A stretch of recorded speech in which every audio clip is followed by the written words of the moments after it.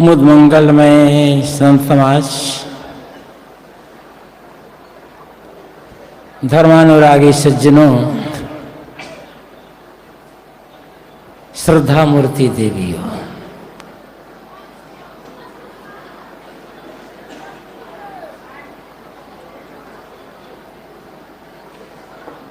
सदगुरु कबीर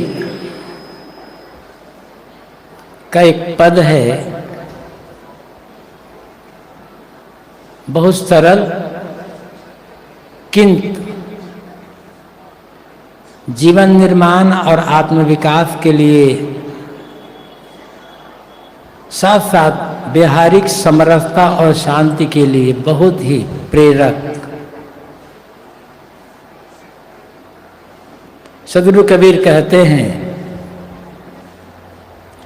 अब मैं भूला रे भाई, मेरे सदगुरु जुगत लखाई।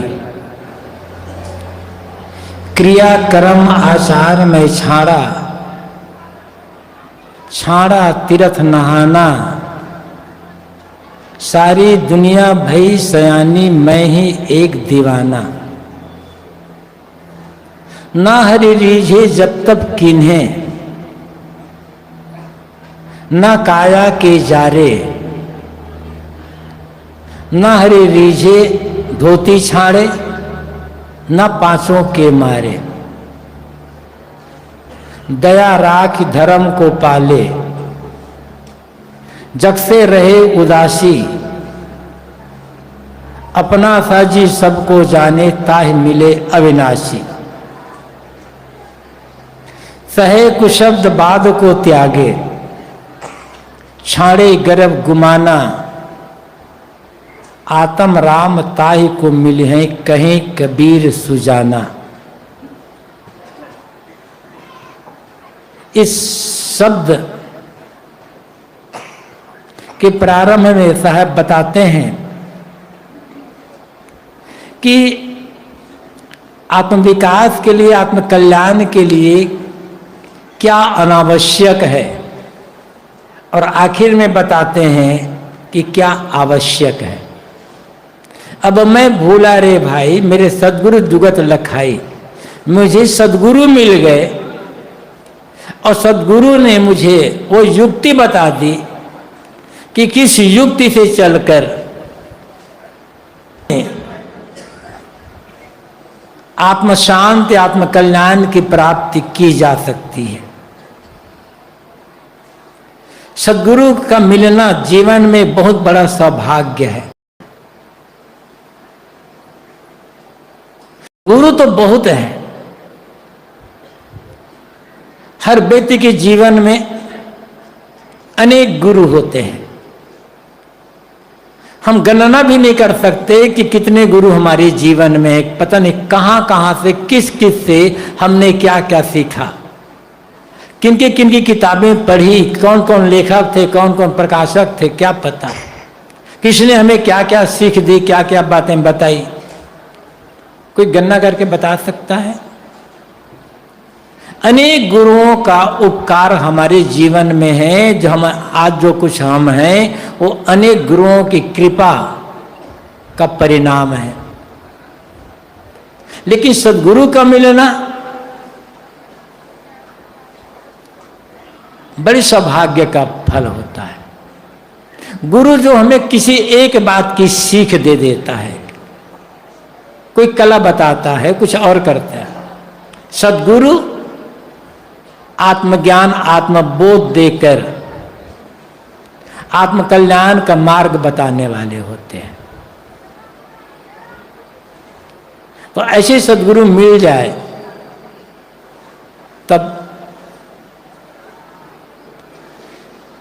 सारे बंधन और दुख नष्ट हो जाते हैं, यदि उनके उपदेश का हम पालन करते हैं तो।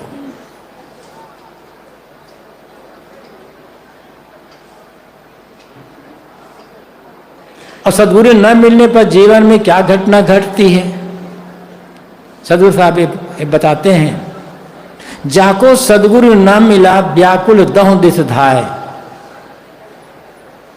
आंख न सूझे बावरा, घर जर घूर बताए। जब जीवन में सद्गुरु नहीं मिलते तो हमारी सारी क्रिया उल्टी हो जाती है।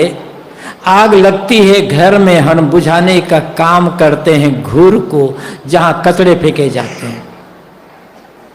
आग तो लगी है हृदय में,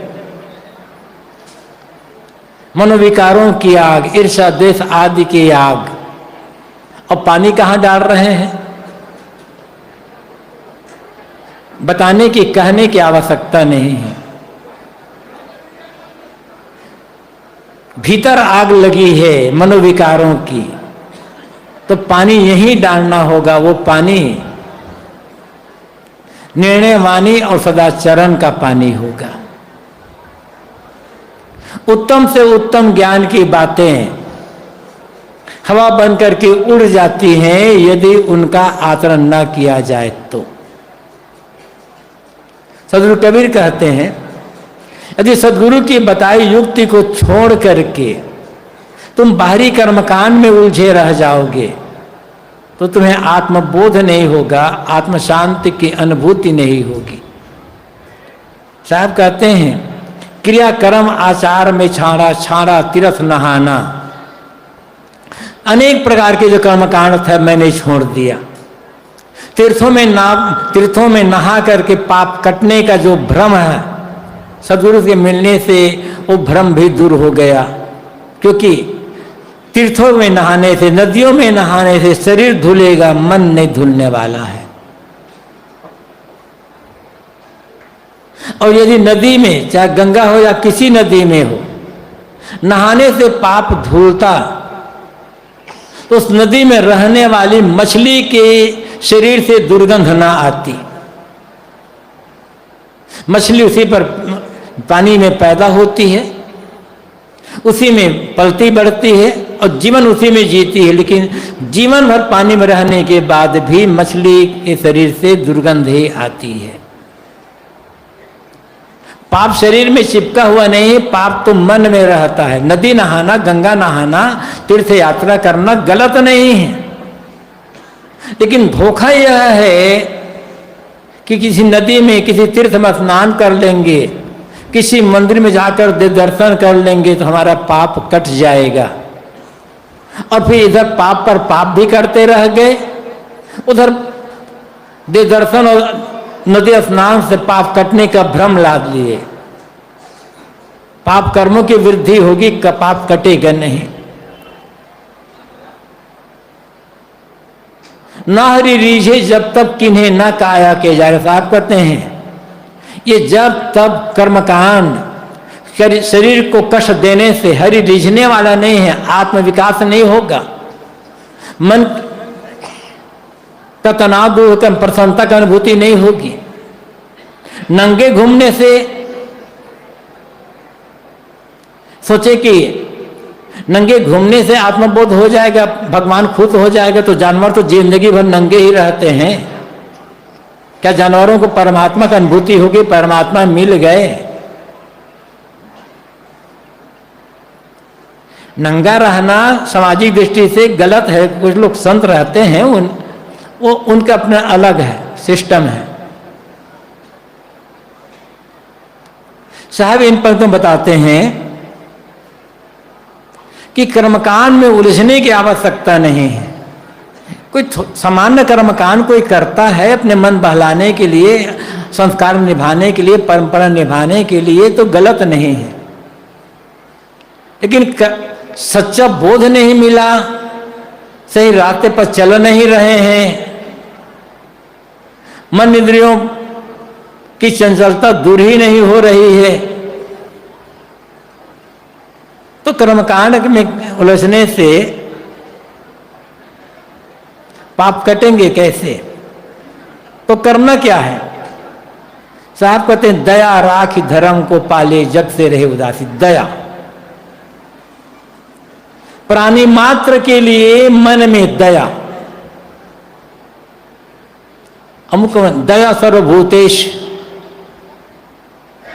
गीता में जहां दैवी संपदा का वर्णन है, दया भूतेश कहा गया है।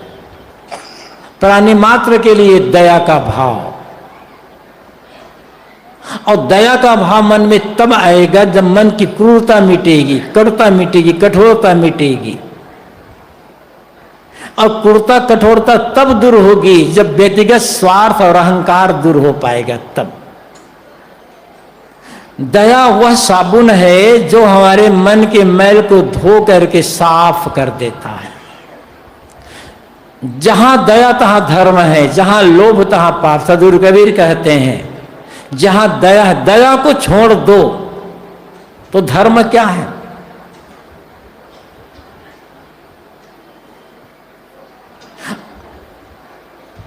बाहरी कर्मकांड में रहकर हम मानते कि हम धार्मिक हो गए। कर्मकांड धर्म की पहचान नहीं है। कर्मकांडी आदमी धार्मिक होगा ये कहा नहीं जा सकता। और बिना कर्मकांड किए आदमी धार्मिक हो सकता है। बस मन में दया का भाव हो। दया मतलब करुणा, अहिंसा, दुख देने की भावना मात्र का त्याग। सदगुरु कबीर कहते हैं मैं सब जीवन से निर्भय रहे। निर्भयरत किसी के लिए भी मन में बैर भाव ना हो। दया जब भोग लोलुपता मिटेगी, विषयासक्ति दूर होगी, स्वार्थ पर संयम होगा, अहंकार पर संयम होगा, तब दया का भाव मन में आएगा। जो भोग लोलुप व्यक्ति है, जिसके मन में विषयों के प्रति अत्यंत आसक्ति है, जिसका मन लोभ से भरा हुआ है, जिससे केवल अपना स्वार्थ प्यारा है, वह व्यक्ति दया को समझ नहीं सकता है। उसके मन में दया होगी नहीं। और बिना दया के धर्म का कोई भी काम पूरा नहीं हो सकता। सारे के सारे काम अधूरे ही रह जाएंगे। तेरे दया धर्म ने मन में मुखड़ा क्या देखे दर्पण में। यदि मन में दया रूपी धर्म ही नहीं है तो बार बार दर्पण सामने खड़े होकर चेहरा निहारने से क्या फायदा होता? उसको देखना होगा। एक गुजराती लेखक ने लिखा है, मैं दर्पण के सामने खड़ा हुआ, मुझे अपना चेहरा, अपना प्रतिबिंब धुंधला दिखाई पड़ा, तो मैंने दर्पण कांच को अच्छी तरह से रगड़ करके साफ किया। अब फिर जब खड़ा हुआ तब भी मुझे मेरा प्रतिबिंब धुंधला ही दिखाई पड़ा। तब फिर मैंने साबुन और पानी लेकर अपने चेहरे को रगड़ रगड़ करके धोया। अब फिर दर्पण सामने खड़ा हुआ तब भी प्रतिबिंब धुंधला दिखाई पड़ा, साफ दिखाई नहीं पड़ा। तब मैंने सोचा कि अब क्या पूछूं। पहले तो दर्पण पोंछ लिया, उसके बाद चेहरा पोंछ लिया, फिर भी प्रतिबिंब धुंधला है। अब क्या पूछने का बाकी रह गया? तब अंदर से आवाज आई, तुमने किसी के आंसू पोंछा है या नहीं पोंछा है?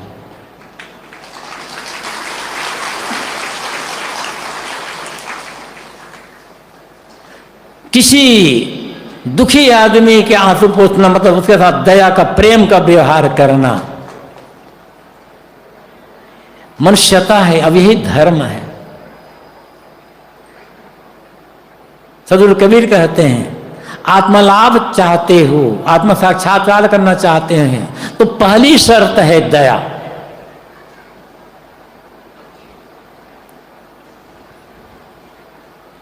और दया ही नहीं मन में, धर्म को कैसे समझ सकते हैं? भजन कैसे हो पाएगा?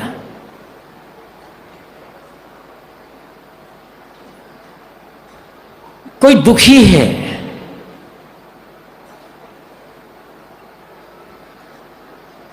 और हम उसके दुख को दूर करना चाहते हैं, लेकिन हमारे पास समय नहीं है, संसाधन नहीं है, कुछ मजबूरियां हैं। किसी दुखी के दुख को भले दूर ना कर पाए, लेकिन मन में उसके लिए करुणा का भाव आया या नहीं आया कि ऐसा दुख कभी किसी को ना मिले। किसी दुखी दरिद्र को देखकर मन में दया को उद्रेक ही नहीं हुआ, भावना कोमल नहीं हुई, तो कैसे माना जा सकता है कि आदमी के अंदर धर्म है, आदमी धर्म का काम करता है। दया का मतलब है, और वह धर्म क्या है? दूसरों के दुख को देखकर द्रवित हो जाना और यथासंभव उसको मिटाने का प्रयास करना, जिस किसी प्रकार से बने उस प्रकार से। अपने दुख की चिंता नहीं, चिंता दूसरे के दुख की दूर करने की। कहा जाता है महावीर स्वामी एक बार जंगल में खड़े होकर तपस्या कर रहे थे। जंगल किनारे एक खेत था, किसान उसमें हल जोत रहा था। दोपहर का समय हुआ, किसान को घर जाना था खाना खाने के लिए। उन्होंने बैल को छोड़ दिया और महावीर स्वामी से कहा, देखो तुम यहां हो, मेरे बैलों को देखते रहना, मैं घर जा रहा हूं खाना खाने के लिए, 1 घंटे बाद लौटूंगा। अब महावीर स्वामी तो तपस्या में थे। किसान चला गया। जब लौट करके किसान घर से आया तो बैल वहां थे नहीं। महावीर स्वामी से उसने पूछा कि मेरे बैल कहाँ गए, किधर गए? वे मौन। उन्हें बैल से क्या मतलब था, वो तो साधना में थे। कई बार पूछा किसान ने, लेकिन महावीर स्वामी ने कोई उत्तर नहीं दिया। तो किसान जंगल में अपने बैल खोदने निकला। 2-4 घंटे खोदने के पश्चात बैल नहीं मिला। फिर वहीं वापस आए जहां महावीर स्वामी तपस्या कर रहे, तो देखा कि बैल वहीं आसपास में चल रहे थे।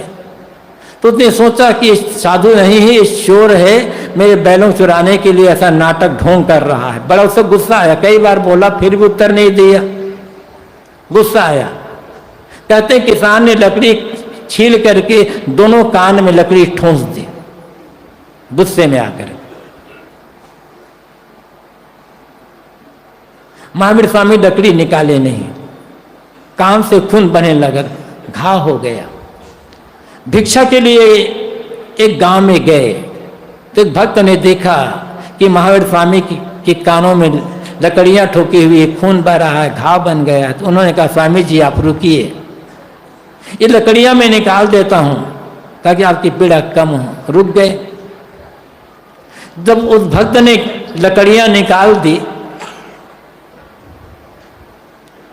तब महावीर स्वामी के आंखों से 2 बूंद आंसू गिर पड़े। तो भक्त ने कहा, स्वामी जी क्या बहुत दर्द हो रहा है? अब तो लकड़ियां निकल गई। दर्द तो तब हो रहा था कि जब लकड़ियां कान में ठूसी हुई थी, अब तो लकड़ियां निकल गई, अब तो दर्द मिट गया होगा ना, फिर आंसू क्यों? तब महावीर स्वामी कहते हैं, अपने जो दर्द है, ये दुख है, इसके लिए मुझे कोई दुख नहीं रहे, आंसू उसके लिए नहीं निकले। मैं सोचता हूं कि मेरे पूर्व जन्म के कोई पाप रहा होगा, किसी को मैंने सताया रहा होगा, उसके फल में मेरे कान में लकड़ियां ठोकी गई। लेकिन मैं सोचता हूं जिस किसान ने मेरे कान में लकड़ियां ठोकी, उसी पाप का जब फल मिलेगा, बेचारे को कितना दर्द होगा, यह सोचकर मेरे आंखों में आंसू आ गए।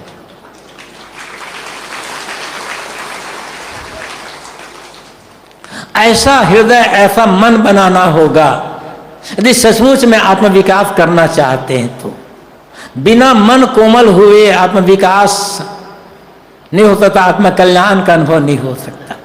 सदगुरु कबीर कहते हैं, दया रखो, दया से मन कोमल होगा,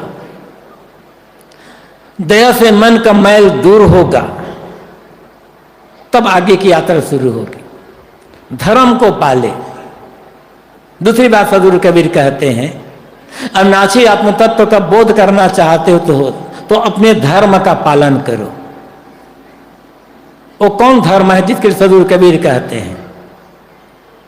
वो हिंदू, इस्लाम, यहूदी, बौद्ध, जैन आदि धर्म नहीं है। ये तो एक परंपरा है। मत है, मजहब है, संप्रदाय है, समाज है। धर्म नैतिकता, धर्म सदाचार, धर्म कर्तव्य का पालन। आदमी कितनी पूजा करता है ये महत्वपूर्ण नहीं है, आदमी महत्वपूर्ण यह है आदमी का जीवन कितना नैतिकता पूर्ण है, कितना सदाचार पूर्ण है, अपने कर्तव्य का पालन कितना कर रहा है। हर आदमी का अपने अपने कर्तव्य है। पिता का अपना कर्तव्य, पुत्र का अपना कर्तव्य, पत्नी का कर्तव्य अपना है, पति का अलग है, गुरु का अलग, शिष्य का अलग, सबका अपने अपने कर्तव्य। और जो आदमी ईमानदारी पूर्वक अपने कर्तव्य का पालन नहीं कर सकता, वो आदमी धार्मिक कैसे होगा? अपने कर्तव्य से, अपनी ड्यूटी, अपने कर्म से जी चुराने वाला आदमी न धर्म को समझ सकता है, न आत्मा को, और न ही परमात्मा को समझ सकता है। क्योंकि अपनी ड्यूटी से वही आदमी जी चुराएगा जिसका मन गंदा होगा। और गंदा मन रख करके आत्मा परमात्मा को हम समझ कैसे सकते हैं? गंदा मन रख करके नासी आत्मा का बोध कैसे हो सकता है? सच्ची पूजा क्या है? अपने कर्तव्य का ईमानदारी पूर्वक पालन करना। सदगुरु कबीर ने यही कहा है ना, जह जह डोलूं सो परिक्रमा, जो कुछ करूं सो पूजा। मैं जहां जहां डोलता हूं, जहां जहां आता जाता हूं, घूमता फिरता हूं, परिक्रमा, और मैं जो कुछ भी करता हूं सब पूजा। यही तो धर्म है। और ड्यूटी का पालन नहीं है, कर्तव्य का पालन नहीं, ईमानदारी उसके साथ जी चुराते हैं। खेत में, खलिहान में, दफ्तर में, कारखाना में आप कहाँ काम करते हैं ये बड़ी बात नहीं, आप कौन सा काम करते हैं ये बड़ी बात नहीं है। बड़ी बात है जो इस काम को कर रहे हैं उस काम के लिए आपके मन में प्रेम है या नहीं है। कहा जाता है जब अब्राहम लिंकन अमेरिका के राष्ट्रपति थे तो एक बार संसद में बहस हो रही थी, तो अब्राहम लिंकन की बातों से चिढ़ करके विरोधी पक्ष के नेता ने कहा, हाँ हाँ लिंकन, हाँ हाँ हम जानता हूं कि तुम्हारे पिता जूता बनाने का काम करते थे ना। अब किसी राष्ट्रपति को, किसी बड़े आदमी को सबके बीच में कहा जाए कि तुम्हारे पिता जूता बनाने का काम करते थे, उसे तो बुरा लगेगा। तो लिंकन की बातों से चिढ़ करके विरोधी पक्ष के किसी नेता ने कहा, लिंकन मैं जानता हूं तुम भले राष्ट्रपति हो, लेकिन तुम्हारे पिता तो जूता बनाने का काम करते थे। बात सुनकर लिंकन ने कहा, निश्चित आप बिल्कुल सही कहते हैं, मेरे पिता जूता बनाते, लेकिन आपको मानना पड़ेगा कि मेरे पिता जूता बहुत बढ़िया बनाते थे।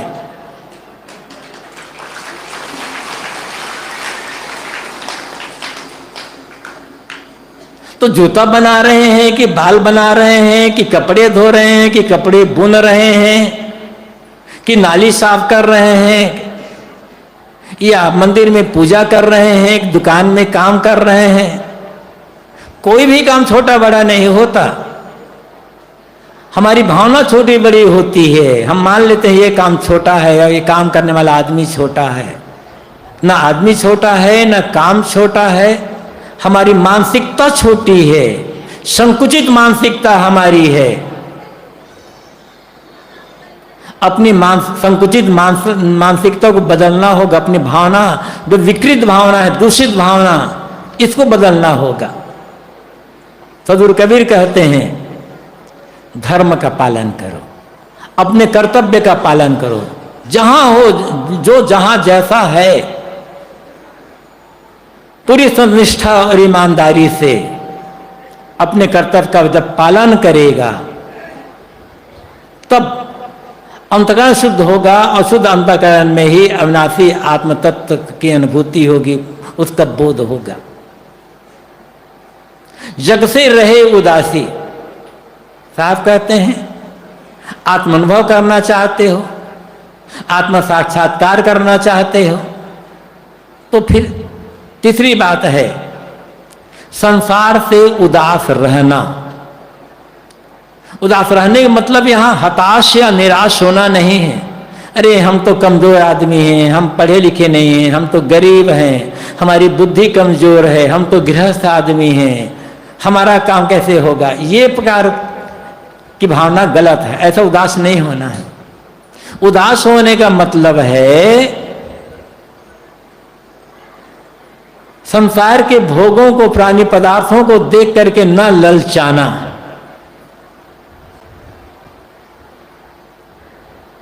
जीवन निर्वाह की चीजों का प्रयोग करना हर किसी के लिए मजबूरी है, तो जीवन निर्वाह लेते हुए भी दूसरे के पास की जो वस्तुएं हैं, दूसरे का धन, ऐश्वर्य, पद, प्रतिष्ठा, मान सम्मान, जो कुछ भी है, उनको देख करके मन में लोभ लालच ना पैदा होना। हमारे पास, आपके पास जो है, जितना है पर्याप्त है। जितना आपके पास है उसका आनंद लें, मेहनत करें, जब जिसकी आवश्यकता होगी वो चीज मिल जाएगी। लुभाने का, ललचाने का अर्थ होता है अपने को बेच देना, अपनी कीमत खुद कम कर लेना। और जो आदमी खुद अपनी कीमत घटा रहा है, अपने को बेच रहा है, वो आदमी आत्मलाभ कैसे करेगा?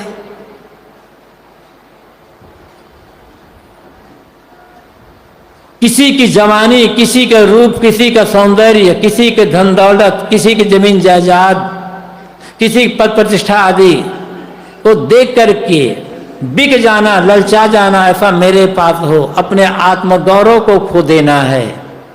और जिस व्यक्ति ने अपने आत्मगौरव को खुद ही खो दिया, जिसका आत्मगौरव ही नष्ट हो गया, फिर वो आदमी कहां रह गया?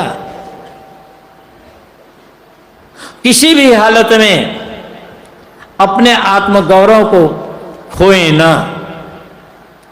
किसी भी हालत में दुनिया की बड़ी से बड़ी और मूल्यवान से मूल्यवान चीज को अपने से बड़ी ना होने दें। और चीजें बड़ी तब होती है जब हम उसको देख करके ललचा जाते हैं, अपने खुद छोटा बना लिया। उदास रहने का मतलब है जीवन निर्वाह की जो वस्तुएं हैं उनको भी अनासक्ति पूर्वक प्रयोग करना। कुछ मजबूरियां होती है हर आदमी के पास, जीवन निर्वाह की वस्तुओं, सामग्रियों का प्रयोग करना होता है, लेकिन अनासक्त होकर के, मजबूरी समझ कर। जैसे हम रोग लगने पर दवा खाते हैं, कोई भी आदमी प्रसन्नता से, खुशी से दवा नहीं खाता, सोचता रहता है कब ये दवा खाना बंद हो।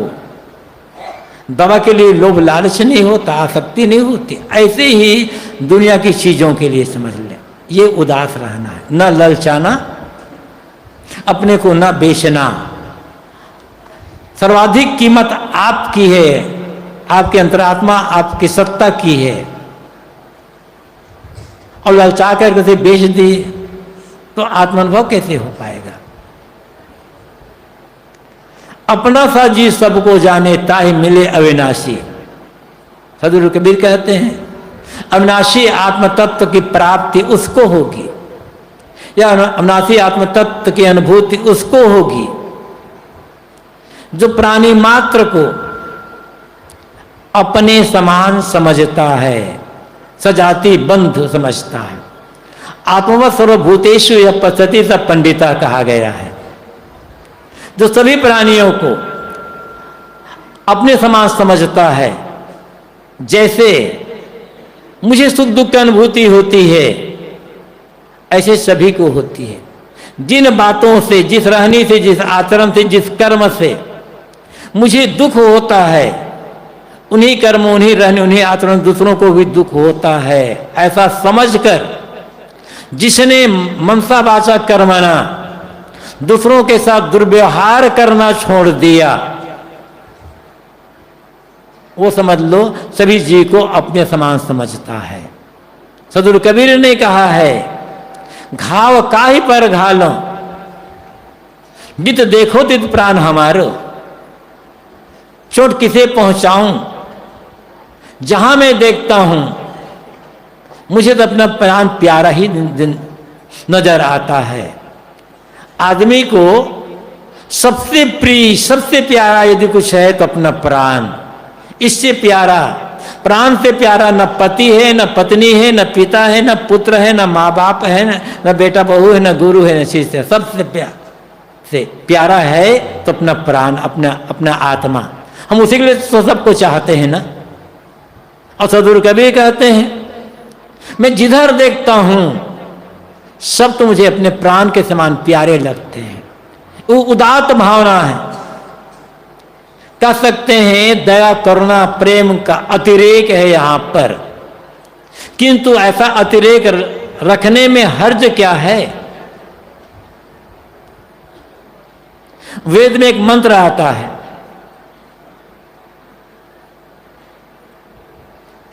जिस मंत्र में कहा गया है, ऋषि ने कहा है, सहृदयम सामनस सामनस सहृदयम।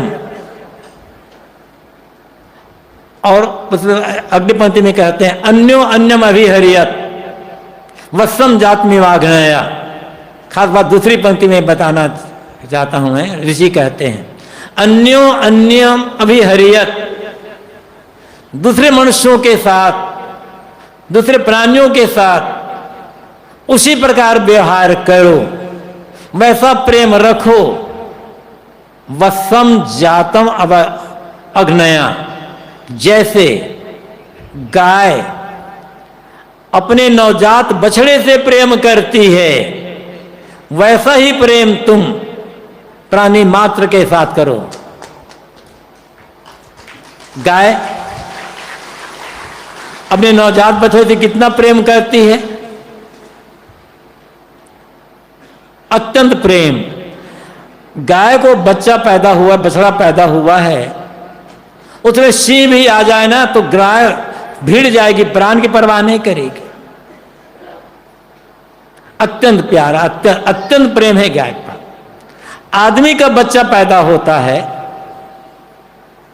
तो उसी की सफाई कपड़े से या पानी से की जाती है, लेकिन गाय का बछड़ा अभी मल से लिपटा हुआ निकला है बाहर, गर्भ से, शरीर गंदा है। गाय अपने बच्चे को साफ कैसे करती है? जीभ से चाट चाट करके साफ करती। कितना प्रेम है उसके लिए गाय के मन में। ऋषि कहते हैं ऐसा ही प्रेम करो, यहां भी अतिरेक है। तो अपना सा जी सबको जाने ताहि मिले। अविनाश साहब कहते हैं प्राणी मात्र को सजाती बंधु संत सजाती हैं, चाहे शरीर दृष्टि से देखें, चाहे आत्मीय दृष्टि से देखें। सबका शरीर मिट्टी, पानी, आग, हवा से बना हुआ है।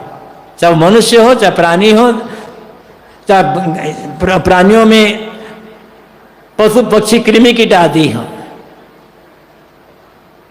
और सबके भीतर में अविनाशी आत्मा तत्व निवास कर रहा है। पराया कौन है यहां पर? जब आत्मी बंधु है, सजाती है, तब किसके लिए बैरभाव, किसके लिए द्वेष, किसके लिए ईर्ष्या? प्रेम, मानव मात्र के लिए प्रेम। जो मंत्र की सेवा करे, सेवा नहीं कर सकते तो इतना तो सोच सकते हैं ना कि दुनिया में किसी भी मनुष्य को, किसी भी प्राणी को किसी प्रकार की कोई तकलीफ न मिले। इसीलिए तो ऋषियों ने कहा था, सर्वे भवन्तु सुखिनः, सर्वे सन्तु निरामया, सर्वे भद्राणि पश्यन्तु,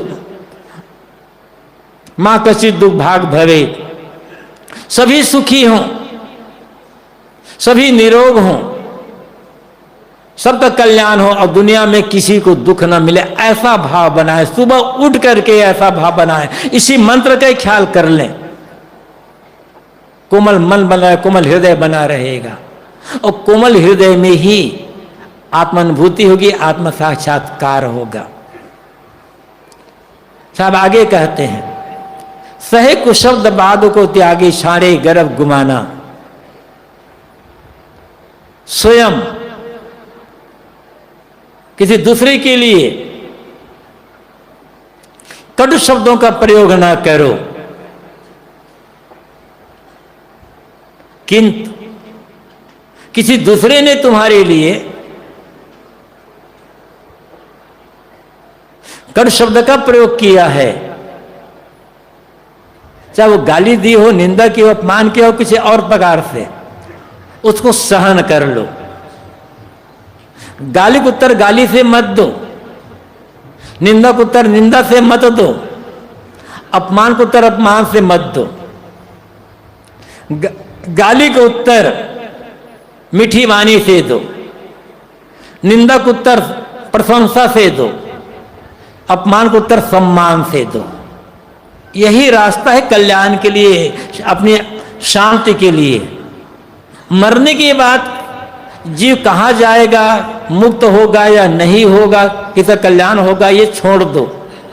ये जब तक ये जीवन है तब तक आत्म शांति चाहिए ना, आत्म प्रसन्नता चाहिए, आत्म तृप्ति चाहिए। ये बात तो समझ में आ सकती है। मरने के बाद क्या होगा, विदेह मुक्ति होती है या नहीं होती है, ये बात समझ में भले ना आए, लेकिन जीवन मुक्ति की बात, हर समय मन का तृप्त, शांत, संतुष्ट बने रहना, ये बात तो बड़ी सरलता से समझ में आ सकती है। और इसके लिए यदि हमारे मन में कड़ता है, हम प्रतिक्रिया में उलझे हुए हैं, तो आत्म शांति कहाँ रहेगी।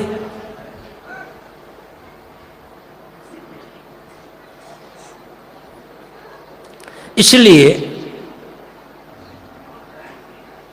साहब कहते हैं, कुछ शब्द तुम्हारे लिए कोई कह रहा है तो सहन कर लो। एक कवि ने कहा है, फितरत को पसंद नहीं, कुदरत को पसंद नहीं करता जबान में, इसीलिए हड्डी नहीं दी है जबान में, जबान में हड्डी नहीं, जीभ में। जब तुम्हारी जीभ मुलायम है तो मुलायम मीठी बात बोलो, जीभ में हड्डी होती तब तो कठोरता होती। तो साहब क्या संकेत है, किसी को तुम्हें कटु तो कहना ही नहीं है, लेकिन किसी ने कटु कह दी तो उलझो मत। उलझना अपनी हार है, शांत रह जाना ये जीत है। किस किस से उलझेंगे, अमूल्य समय है जीवन का, जीवन कब कितना है कहा नहीं जा सकता, और छन छन ये समय बीता जा रहा है, भागा जा रहा है। जिस समय में हम कल्याण का काम कर सकते हैं, उस समय को हम प्रतिक्रिया में नष्ट कर रहे हैं, उलझ करके नष्ट कर रहे हैं। फिर समय मिलने वाला नहीं है। वाद को त्यागे, विवाद को छोड़ दो, विवाद में ना पड़ो। साहब ने कहा है, जो कोई बात बढ़ावे मौन हो रही है।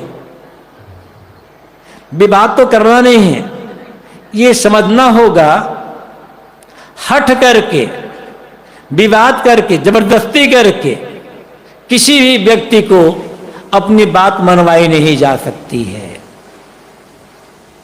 दूसरा कोई हट कर रहा है, विवाद कर रहा है, मौन हो करके उसकी बात सुन लो। कोई हट कर रहा है, नहीं सच इतना ही है, तो कह दो हाँ भाई आप सही कहते हैं, यही सच है, विवाद खत्म। अब हमारी बात सच है तो उसे हट करके मनवाने की आवश्यकता क्या है। कोई माने या ना माने, हमारी बात सच है तो सच ही रहेगी, कोई माने तो सच रहेगी। न माने तो भी सच रहेगी। हम जबरदस्ती क्यों करें मनवाने के लिए?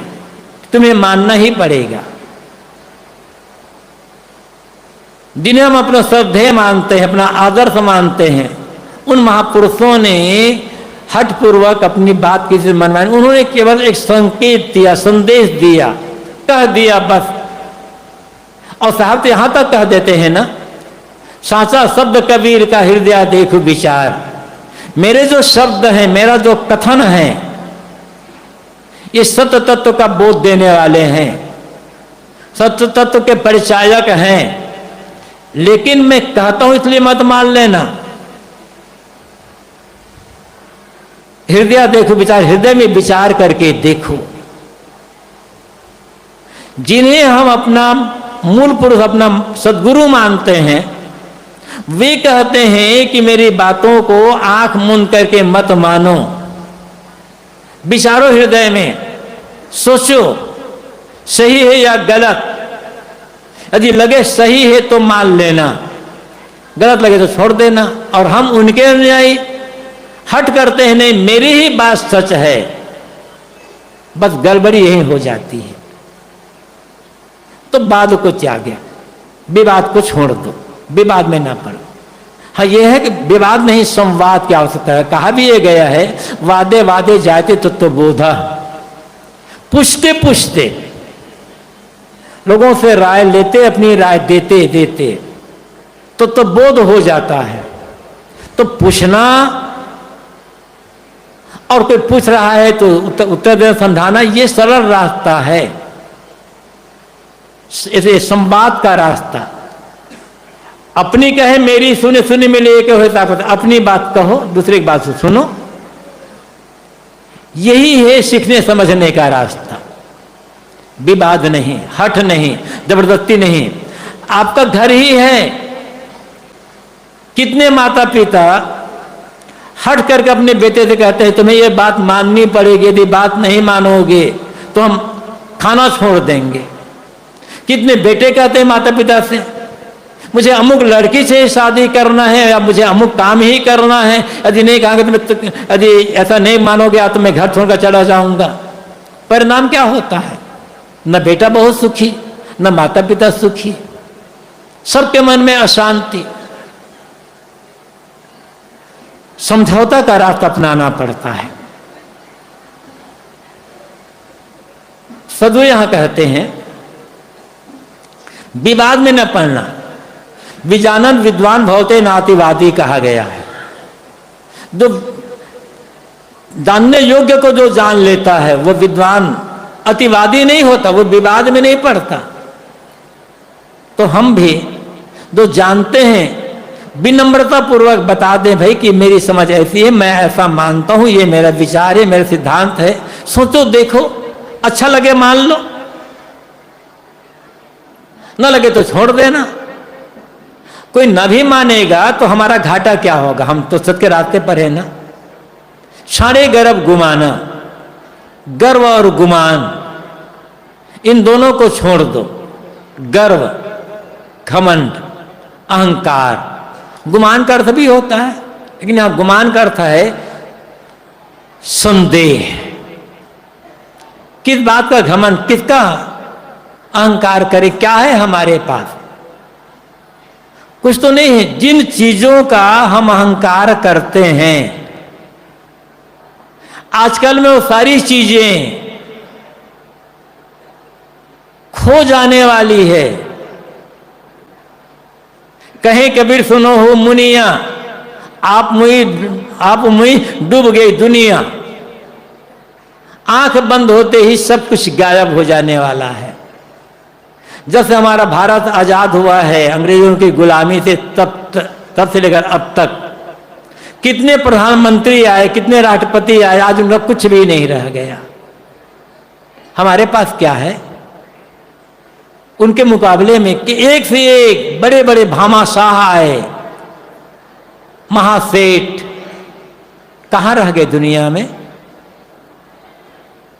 किसका घमंड? अरे आजकल में ये शरीर ही खो जाने वाला है, ये शरीर ही नहीं रहेगा। और जब शरीर ही नहीं रहेगा तब क्या रह जाएगा? रोज रात में हम सोते हैं, गाढ़ी नींद लग जाती है, अपने शरीर का भी ख्याल नहीं रहता, घर द्वार जमीन जायदाद मठ आश्रम का ख्याल कहाँ रह जाता है? विनम्र साहब कहते हैं गर्व छोड़ दो, काहे गर्व करे नर मूर्ख, यह सब दुनिया फानी है, बिना जाए अंजलि की, बिना जाए सपने की माया, जिमी अंजलि का पानी है। जैसे अंजलि का पानी देखते देखते ही गिर जाता है, अंजलि खाली रह जाती है, ऐसे देखते देखते ही आजकल सब कुछ गायब हो जाने वाला है। जो मिला है, पद मिला है, बुद्धि मिली है, योग्यता मिली है, बल मिला है, शासन अधिकार मिला है, आत्मकल्याण और लोक मंगल के लिए, लोक सेवा के लिए प्रयोग कर लें, आजकल में छोड़ करके जाने वाला है। चाहे तो आप खा और खिला करके जाओ, चाहे आप चौकीदार बन करके रख के छोड़ करके जाओ, जाना तो है, लेकिन जो खाया और खिलाया, अहंकार नहीं किया, सफल जीवन उसका ही हुआ। और जो चौकीदार बन करके रहा, केवल जिंदगी भर चौकीदारी करता रहा, मेरा ये है, मेरा वो है, मेरा ये है, पछताते पछताते चला गया। तो सदगुरु कबीर कहते हैं घमंड छोड़ दो, गुमान संदेह छोड़ दो। किसका संदेह? संदेह ऐसा गुण होता है जो अंदर में चाहकर आदमी के मन को कमजोर बना देता है। सब आदमी को सबसे पहले संदेह होता है कि मरने के बाद क्या होगा, क्या मिलेगा। आत्मा अस्तित्व पर संदेह होता, अपने ज्ञान, अपनी साधना पर संदेह होता है। निसंदेह बोध की आवश्यकता है, इसके लिए सच्चे गुरु की शरण जाना होगा। बिना सच्चा ज्ञान मिले संदेह दूर नहीं हो पाएगा, और जब ज्ञान मिल गया तब निसंदेह हो गया। निसंदेह हो जाना मन का, ये बहुत बड़ी बात है। इसी के लिए तो गुरु की आवश्यकता होती है। गुरु बिन ज्ञान न उपजे कहा गया है।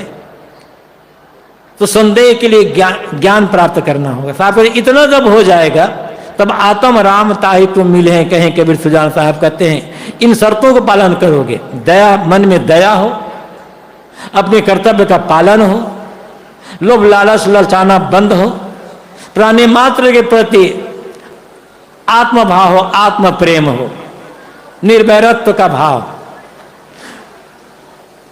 प्रतिक्रिया में न पड़ना, कर्तव्य सुन करके न उलझना, विवाद में न पड़ना, विनम्र हो करके निसंदेह बोध प्राप्त कर लेना। जब इतनी शर्त पूरी हो जाएगी तब आत्म अनुभव होगा, आत्म साक्षात्कार होगा, आत्म कल्याण की अनुभूति होगी।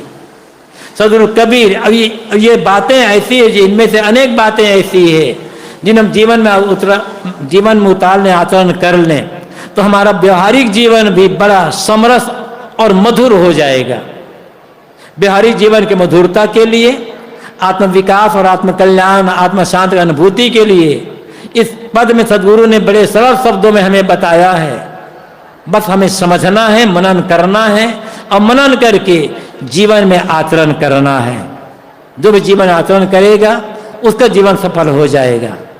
आप लोगों ने बड़ी देर से शांतिपूर्वक मेरी बातों को सुना। आप सब पर बहुत आभार और धन्यवाद। अपनी वाणी को यहीं पर विराम।